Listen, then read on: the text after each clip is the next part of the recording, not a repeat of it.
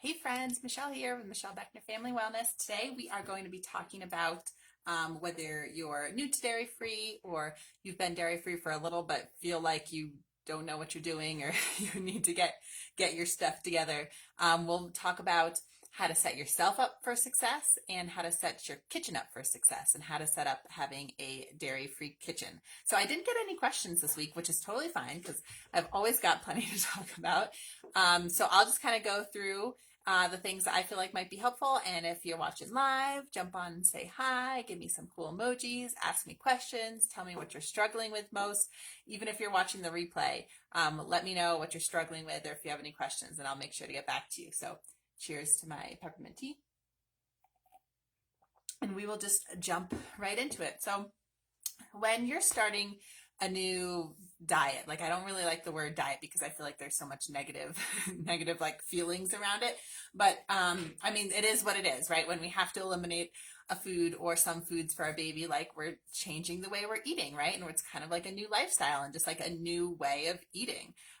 So I always say, like, my number one first tip is you can't just like decide it or to have someone tell you to do it or whatever and just like jump right in right away. And I know, like, I'm the kind of person that I make a decision and I'm like all in right away. Like I can't wait. I'm impatient. Like I just want to do it and get it done. Right. And of course, if baby's suffering, like you want to do it right away, but take just a minute, like take a second to make sure that you're set up, because if your kitchen isn't set up to support your new diet and your new lifestyle, it's going to be much harder than it would be if you took those few minutes or whatever, maybe like a day, to kind of plan things out and just like kind of like get your head together, get your stuff together and figure out what you're going to do, right? That will make all the difference in the world. So that's kind of what we're going to be talking about today, like how to go through that sort of stuff. But my next tip after that, after like don't just dive in and like expect it to be easy. It probably won't be, because you need a little bit of preparation, right? So we'll talk about that. But my next tip is set your expectations, because it can be, and so like everything I talk about, as you guys probably know, is like so much of it is mindset. Like the practical tips and like what do I eat and like what do I have for snacks and all that stuff is really helpful. But so much of it starts with like how your thoughts are working, right? So set your expectations, because it can be so much harder if you're just like trying to eat the same stuff but like dairy-free substitutes of it, right? That can make things like a lot harder, a lot more expensive, and kind of disappointing, because they're not going to taste the same as the stuff that you're normally eating, right? So set your expectations. Realize, like, this is going to be different. This is a new diet. This is a different diet. It doesn't mean it's going to be worse. It doesn't mean it's not going to be as good. It doesn't mean it's not going to be enjoyable, but it's going to be different. So if you keep trying to like match all the same things that you're eating now to the things that you used to eat, you might be let down. You might feel like it's really difficult. You might feel like you're kind of like up against a wall and there's nothing you can eat and none of it tastes good and it's really expensive and reading labels takes all us like a ton of time. So set those expectations. Realize that this is going to be different. It's not going to be different bad, right? It doesn't have to be different bad. It's just going to be different, and we can make it different good, and we can make it different better even. There's so many moms that I talk to and that I work with that realize they actually feel really great after eliminating dairy, whether it's because maybe they realized dairy didn't really agree with them to begin with, or maybe they're changing the way they're eating and they're eating more real foods and they're feeling great because of that. So no, set those expectations that it's going to be different, but it doesn't mean that it's different bad, right? So those are the first two things. Okay. Let me look at my notes, see if there's any other like words of wisdom that I've got for you guys that I wrote down. So yeah, I guess one thing that we've been talking about in the group this week, right, is your food groove and getting your food groove back. So that's what I like to call it, because no matter if you are the kind of person who sort of eats the same few things day in and day out, or week in and week out, or you're someone who feels like you have a lot of variety in your diet, either way, you probably are in some sort of like a food groove, I call it. So like you don't have to put too much thought into what it is you're eating, because you kind of know what you like, and you're still sort of eating like this familiar things, right? And the same kind of things. And then when you have to go dairy free or eliminate a food, like you probably are going to be thrown off of your food groove, right? So, and I usually say, why do I hear things vibrating? Oh, I just got a text message. It sounded like it was from, let me just, oh, all right, sorry guys. So food groove.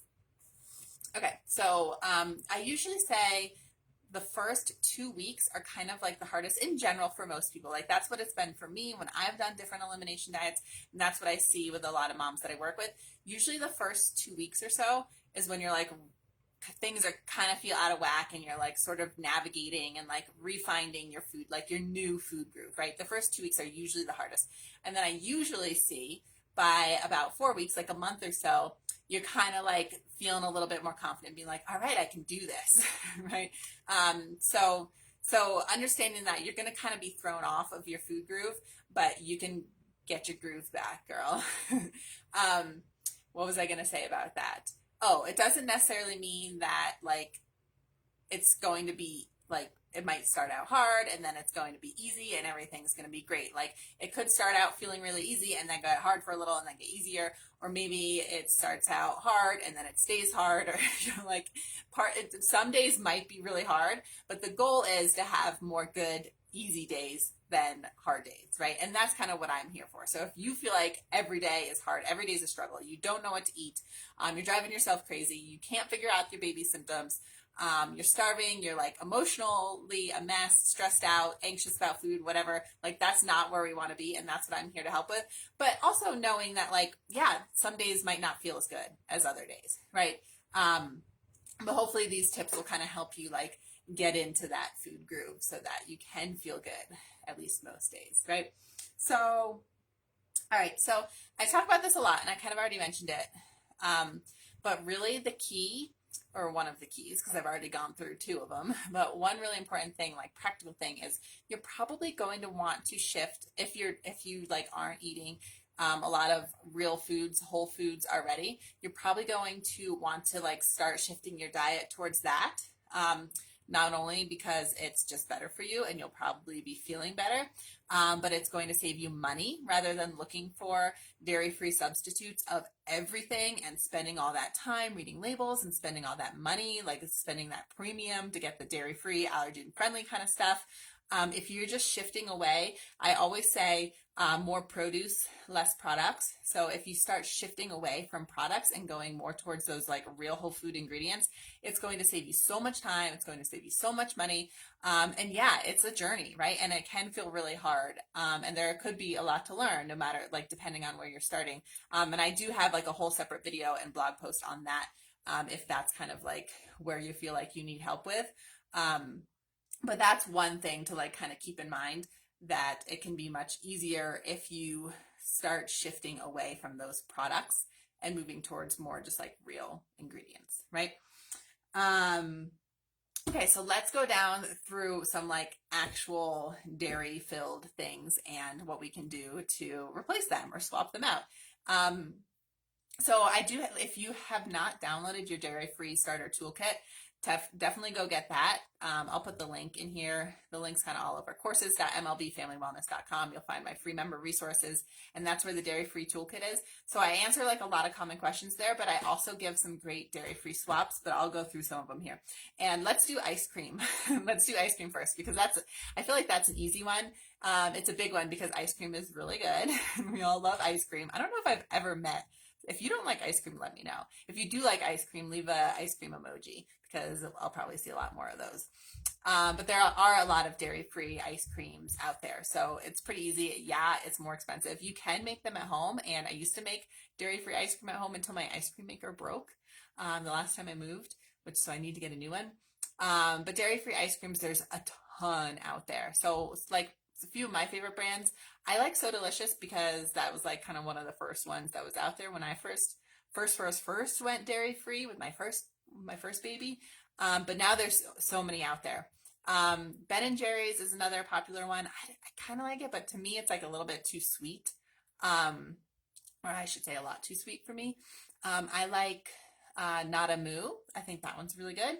And then I just tried, my husband just brought home a couple Aldine's, I think it's called. It's like from Oregon. It's been really good too. So if you have like your favorite dairy-free ice cream recommendations, leave them here. But I think ice cream is in general like kind of easy to find replacements for. So that's why I did that first. All right, let's go to milk. So I know for me, when I very first went dairy free, I was like a cereal addict, and cereal is still my favorite food. It's like my guilty pleasure because it's like so not good for you. So that was like the first step for me. Like I've always eaten like semi well. My mom's always cooked at home and had a garden and everything, but I've always been a cereal addict. So when I first went dairy free, I was like, my cereal, I need to find milk for my cereal. And now I don't eat cereal as much anyway. And it was like a huge like step change in my health when I stopped eating cereal. But anyway, milk. So I do have a whole another video. I think I turned it into a blog post too about choosing dairy-free milks, and I mostly talk about in that video like weaning and like milks alternatives and things like that for baby. But anyway, so when choosing a dairy-free milk, think about what you're going to use it for. Like, are you just going to be drinking it? Like, do you like to have a glass of milk? Are you going to be eating it in cereal? Are you going to be making oatmeal with it? Are you mostly just going to be like cooking or baking with it? So that will kind of help decide what you want to do. So find one that you like, right? Find one that works with whatever kind of dietary restrictions you have. Nowadays, there's like so many different kinds of milk out there. It's ridiculous and it's awesome. It's great. So there's a ton to choose from, right? So it can be kind of overwhelming. Again, set your expectations. So if you are a milk drinker, like, and you love just have a glass of milk, you're not going to find a milk alternative that tastes like a glass of cow's milk. You just won't. So maybe you'll be able to find one that you like, maybe not. Oh, another thing, I'm not a coffee drinker. I'm a big tea drinker. So another thing is like milk or half and half or creamer or whatever in your coffee is a big one. The Dairy Free Toolkit has some good creamer recommendations in there as well. But again, I'm not really a coffee person, so I am not an expert on that kind of stuff. So find one that you like. Don't expect it to be exactly like what you're used to. It doesn't mean that it's bad. It's just going to be different, right? So find one that you like. Find one that has minimal added ingredients, because some of them could have like all kinds of weird like flavoring and thickeners and gums and all kinds of stuff. So try to find one that doesn't have as many added ingredients. Usually almond milks are pretty simple as far as like little additives. You want to avoid carrageenan, which is not good for us. And then I always am avoiding added sugar. So unless like you specifically want it to be sweetened for whatever reason, just get unsweetened, because we don't need that extra sugar in our bodies. Like, let's keep the sugar in the ice cream, and we don't need it in the milk. Okay, so that's sort of my tips for finding a good alternative milk. What else do I want to talk about? Let's talk about so yogurt. Dairy-free yogurt is great, especially if your baby has food sensitivities. We talk a lot about gut health, so yogurts are a great probiotic food, so they can be awesome. They are, it's fermented, right? So it's high in histamine. So if you have a histamine problem, then or baby has a histamine problem, then that's something to keep in mind. But yogurts are great. I love, again, So Delicious is like my go-to brand, because they were like one of the few ones out there when I started. But I specifically love them because they make an unsweetened vanilla flavor, which I probably sound like a broken record because I feel like I talk about it all the time, but it's amazing. Like, I don't know why more yogurt companies don't make an unsweetened vanilla. So it's got like that yummy vanilla flavor, but no added sugars. So it's the purple So Delicious that we like.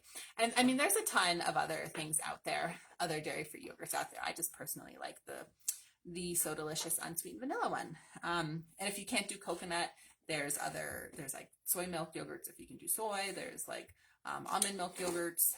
There's all kinds of options for other yogurts. So I'd love to hear like what sort of yogurts you've discovered that you like. Share it with the group.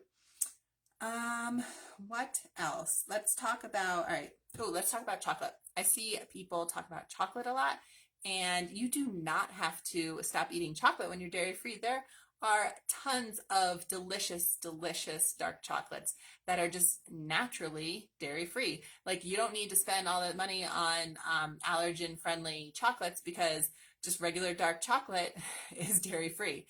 So maybe you need to get used to eating dark chocolate over milk chocolate, but dark chocolate is some good stuff.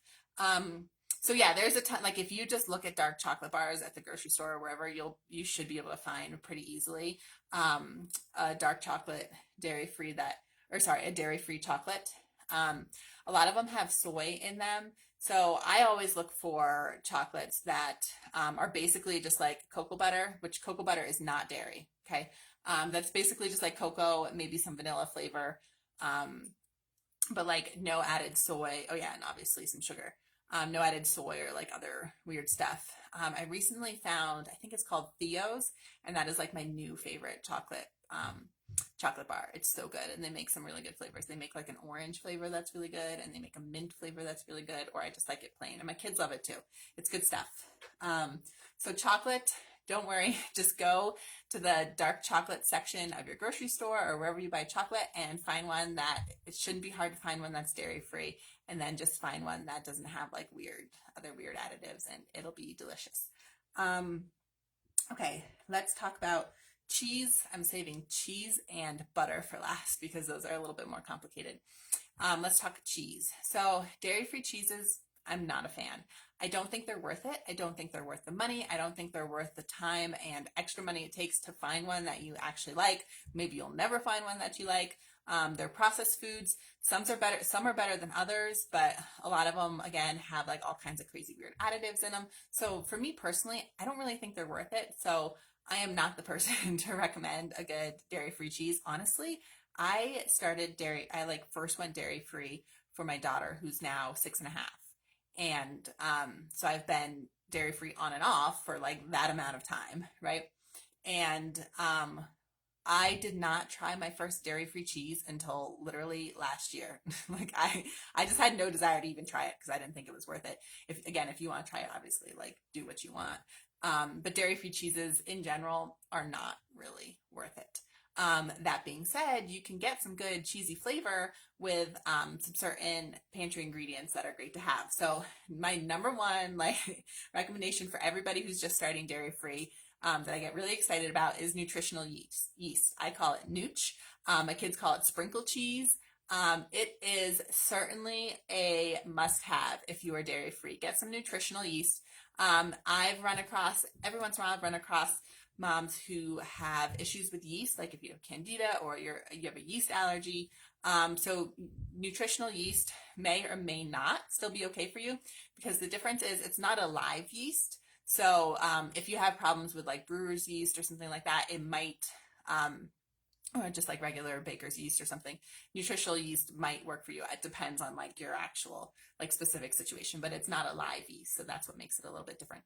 And it's got like a super yummy cheesy flavor. So you can make dairy-free cheeses with it. I have my dairy-free cauliflower cheese sauce recipe you can search for in the group, or it's in my free member resources. You can make all sorts of yummy cheese. You can make like a vegan parm with just like blend together nooch and almonds and sprinkle it on like whatever you want parm on. You can make a chickpea ricotta. Just search chickpea ricotta online and you can find some recipes for that, with chickpeas and nutritional yeast, and there might be cashews or so if you can do nuts are great for making dairy-free cheeses, like cashews or almonds. Cashews can make a good cheese sauce, but nutritional yeast is what you need for that cheesy flavor. So if you don't have it in your pantry, get it in your pantry, because it is like super versatile, super yummy. You can do anything from like sprinkling it on popcorn or pasta to making cheese sauces with it, like whatever. It's awesome. So if you don't have nutritional yeast, go get some. Okay, so that's cheese. Last thing I want to talk about is butter, and I'm not going to go super into like finding butter substitutes, because again, I wrote a blog on it, and I think I did a video on it too. So when it comes to replacing butter, I am not like, I know there's some people in this group that are like very serious bakers and are amazing at baking. I like to bake, but I'm also like someone who will search for like gluten-free vegan cookies, or it's like kind of like my husband will make fun of me because I'm kind of like destroying the recipe. So I'm not like a super traditional baker. That being said, everything that I've baked, if I replace the butter with coconut oil, I've never really had much of an issue.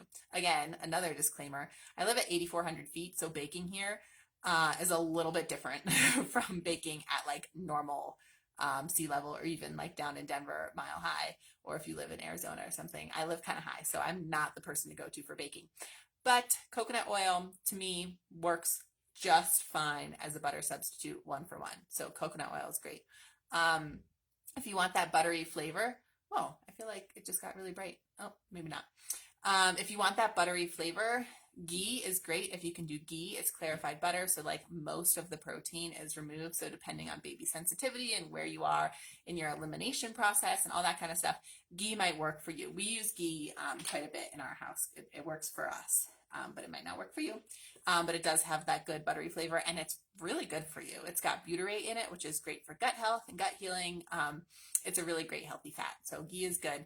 If you can't do ghee, coconut oil, olive oil, avocado oil, those are kind of like the only oils you'll need in your kitchen. And I have a whole separate thing to say about margarine and vegan butters and all that. Basically avoid them. If you want to learn more about them, let me know, and I'll get you the link to the blog or tag you in the video or whatever it is that I have. Okay, so that's like the quick lowdown of all of my must-have like dairy-free substitutes. I feel like I'm talking a lot. This is a big one. I don't know how to see how long I've been talking for though. So let's see. What else do we want to talk about? I basically have already like a lot of resources on like each one of these little things that I'm talking about. So I have resources on how to put together a balanced meal while being dairy free, how to make sure you are getting enough protein, how to like what to eat for breakfast, what to eat for snacks. So like if you're looking for any of those specific things, let me know and I'll point you in the right direction of whatever resources I have on that. But like I said, let's go full circle. Go back to what I said in the beginning about how important it is to it, like right from the get-go, or even if you're like been here for like dairy-free for a while and you feel like you need some help, set yourself up for success and set your kitchen up for success. So one thing that I have learned working with clients is they'll be doing great, feeling good, like feeling so good about their diet, doing awesome, being really motivated, and then like they don't make it to the grocery store, or they have a crazy week and they don't meal plan or batch cook or meal prep or like whatever it is that they're used to doing, and their kitchen is not like set up to help them and to serve them. That's when they have their really hard weeks, right? Which makes sense. So you want to have things like ready to go that are easy for you, ready to go in your kitchen that you can eat, because otherwise it can get really discouraging. You can start feeling resentful about your diet. You can just like start being really hungry because you feel like you can't eat anything, or maybe you end up eating something that upsets baby, and then like you're in this whole other spiral, right? So do what you can to set yourself up to have easy access to good, nourishing, satisfying food that you can eat, and do the best you can. Of course, sometimes like life gets in the way and you don't make it to the grocery store and you don't have those things on hand. And that's okay. Like you can make it through those weeks. They just might be a little bit harder, but do what you can. Make it a priority to have your kitchen set up to help you and to help you feel good, right? And have things to eat. And that kind of goes into talking to your support system, like whoever it is that lives in your household, whether it's your spouse or like whoever is your support system that kind of helps you with like food or just supports you in general. Talk to them about it and say like, this needs to be a priority, because if the kitchen is not set up to kind of serve me and I don't have things that are quick and easy and nourishing and filling and satisfying that I can eat, then I'm going to have a really hard time. So don't put it all on you to like have to do the meal planning, have to do the cooking, have to do the grocery shopping, have to do the meal prep. Like don't put it all on you. Tell your support system, like this is a priority. So if I could have help with this or that or whatever, that would be great. Because once you are set up for success in your kitchen and with your support system, that's like your foundation, right? And then all of these other things like what kind of dairy-free milk to find, or like what do I eat for snacks, or what do I make for dinner, like all that kind of stuff will be on top of it. But you want to have that foundation of your expectations and your support system and just having things set up to like support you, right? Okay, well, I think that's all that I'm going to talk about today. But if any of this, like if you guys want to learn more about anything I talked about, or you need more help in any of these areas, let me know. And like I said, I have a ton of resources, so I can just kind of point you guys in the right direction. But hopefully everyone's having a great day. I think last week when I was live on Wednesday, it was snowing. And then today, we're supposed to be getting snow like any minute now. So we'll see how we do. I love living in the mountains. It's a little bit colder here than like anywhere else. And I love the snow, but I'm definitely ready for spring. So we'll see when that will come. We have a very short, a short summer here, but it's like a short period of time where we don't get snow, but it's not necessarily like a short period of time where it's warm, because when the sun's out, it's warm. But like we can get snow in like basically July and August are like the only 2 months we don't get snow here. So I don't know. I'm feeling depressed now. But hopefully everyone else is having a good day. And if you love snow and cold in the mountains, come visit. All right. Bye, ladies.